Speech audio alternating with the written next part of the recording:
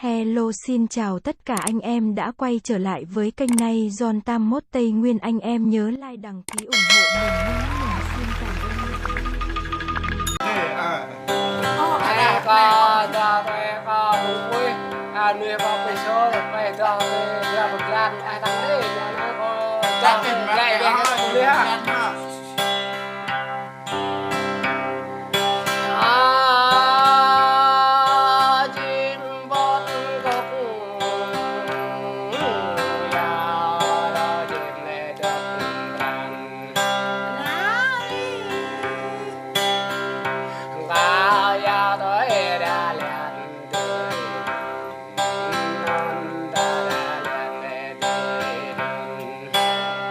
Chắc mà game mà hiểm lẽ ta leng em mang về mong và lâm đời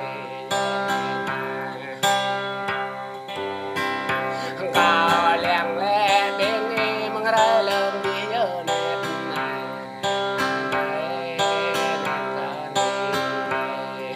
chơi mà game kìa.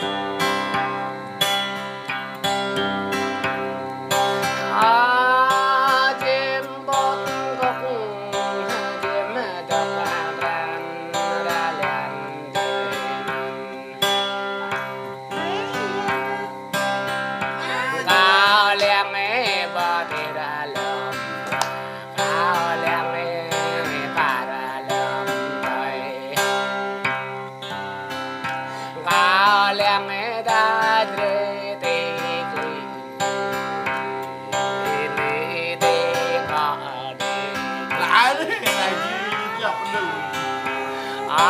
Ba tê riak tê biên cao mẹ chạc yo đi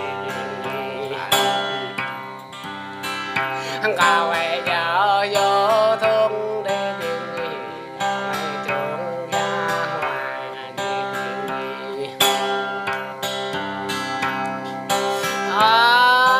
chim bót cô ca chim đọc đàn ra lên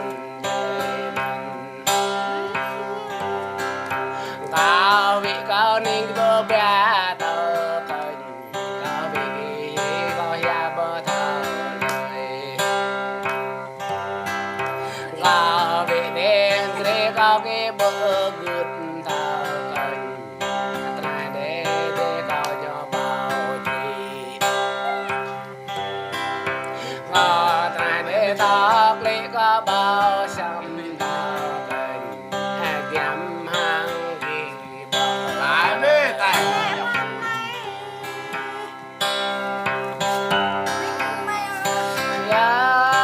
chim bót cô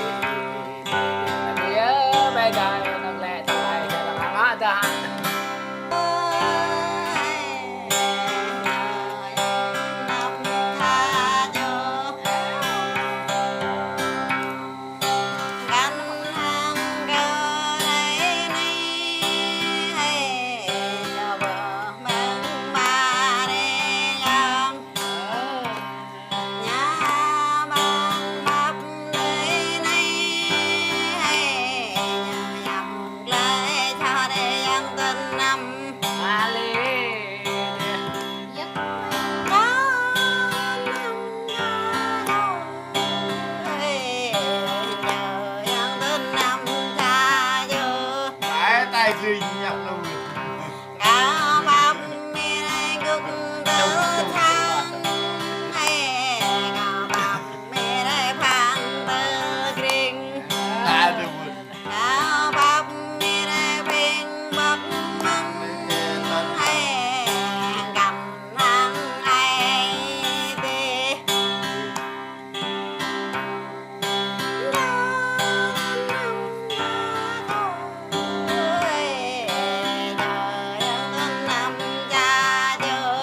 tay gì nhọc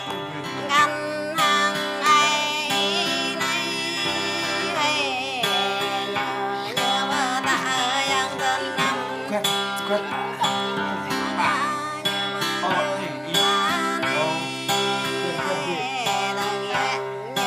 quét quét quét